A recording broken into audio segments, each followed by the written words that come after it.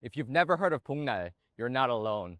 These are traditionally considered the hottest days of the Korean summer, when people generally eat foods believed to restore energy and stamina. For decades, that included dog meat stew, but today is different. Here at Moran Market, once considered South Korea's best-known center for the dog meat trade, many people say they're taking part in what could be the final Pohnal. That is, before a nationwide dog meat ban takes full effect next February. At first glance, Moran Market still looks busy.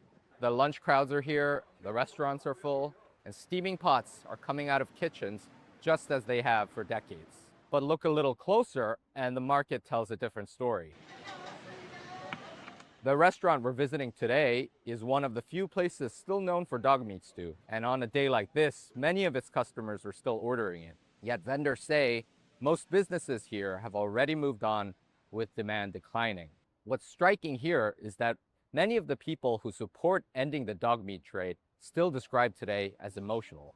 One vendor became visibly upset when talking about some of the elderly customers who've been coming here for years, for decades, and still may never be able to legally eat the meat again. We spoke with one diner who said he traveled around Seoul looking for dog meat restaurants before the ban takes effect. I feel incredibly sad. This food was known to be good for people whose health isn't good, so I used to have it often. But now that they're removing this food, I feel very sad. In many ways, this is not just about the controversial food.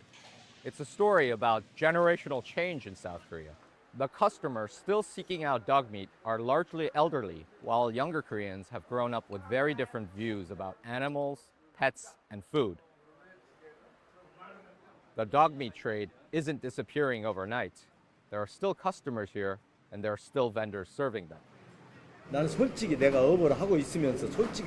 doing this business, but honestly, our dog meat culture is a somewhat backward kind of culture in this modern global society. Why else would the government have gotten so involved like this if it's not truly worth it? I think that's how it will go and should be going forward. If our country wants to raise our national image and demonstrate our presence abroad, I believe this kind of thing shouldn't exist. But standing in Moran Market here today on one of the busiest days of the year for dog meat restaurants, it's hard to miss the sense that the tradition is already fading, even before the law finally brings it to an end.